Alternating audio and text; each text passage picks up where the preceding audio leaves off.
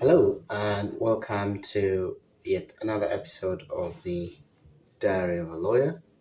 And today, I just want to quickly go through a number of points. But first is the new Florida law that is, among other laws and alleged controversies, that is being pushed by the governor DeSantis.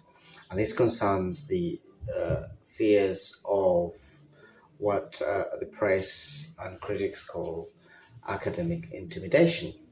So, just as a context, generally, according to media reports, academics and free speech advocates have warned that there is a new era of intellectual intimidation in Florida after lawmakers voted to impose some of the country's toughest restrictions on the independence of universities. The law passed by the Republican dominated state legislature, which is becoming common practice across the country, approved a bill that weakens academic tenure, outlaws state funding for campus activities that advocate for diversity, equality, and inclusion, and requires, quote unquote, the Western canon to be told while banning content on identity politics. Now, uh, that is a obviously a worrying development, and this is something that's been going on for a while. Now, the law is set to come into force in on July 1st after it is signed by the governor Ron DeSantis, which would mark the latest intensification of pressure uh, by conservative politicians on the management of schools, universities, and libraries across the country, including uh, through book bans and restrictions on curriculums. Now, we've had in the past about countries that ban books and literature and people expressing their views. However, one disagrees. But if I was to describe that this is happening in the United States, then I think it would be head spinning. Um,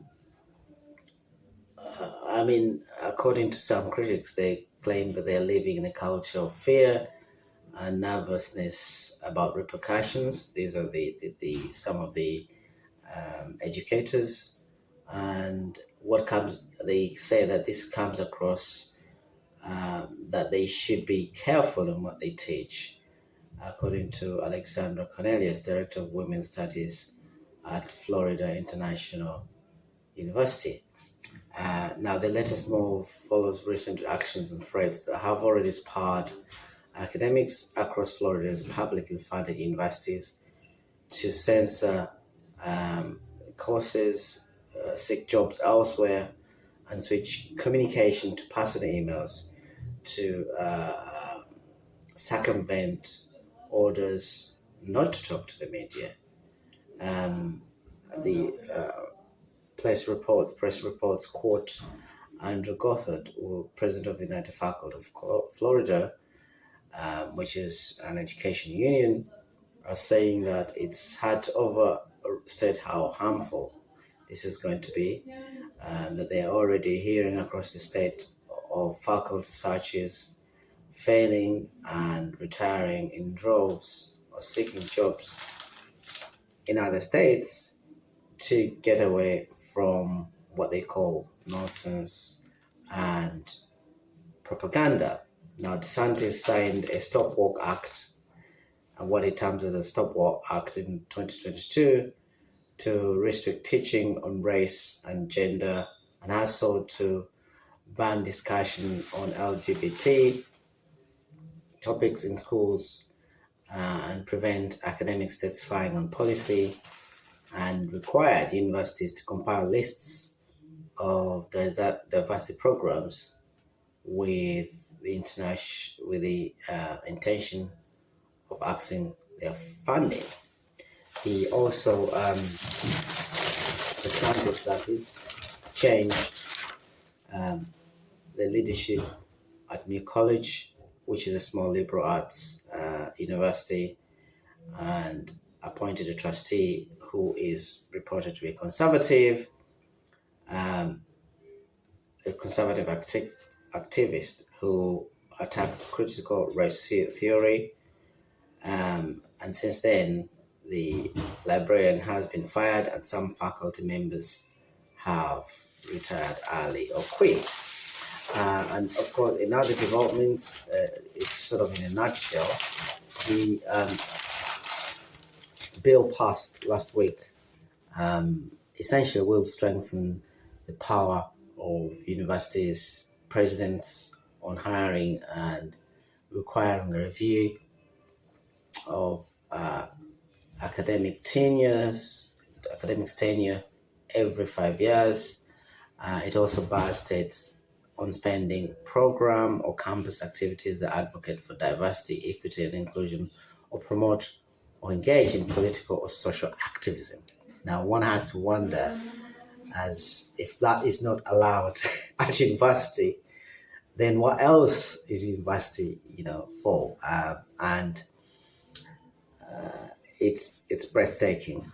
Now, Mary Guzman, who is the chair of education at Rutgers University, New Jersey State University, said, "Well, everyone in our nation knows that we have a history steeped in racism due to our long-term commitment to slavery, destruction of Native American nations, and so many other atrocities. And we need to recognize these horrors and ensure that we don't let them happen again," quote unquote. And that sort of sums up the what's going on in Florida under DeSantis. I think, but if I was to leave you with one quote,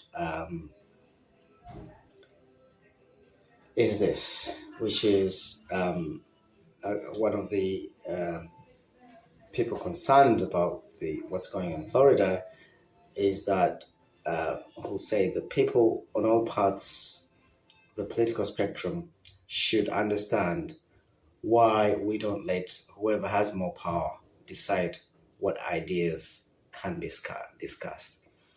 And I think that sums up everything that is inherently wrong and disturbing in this day and age about the actions going on in Florida, and given the history of that specific country and other areas where literature bans and discussion and free thinking are essentially, made illegal or criminalized.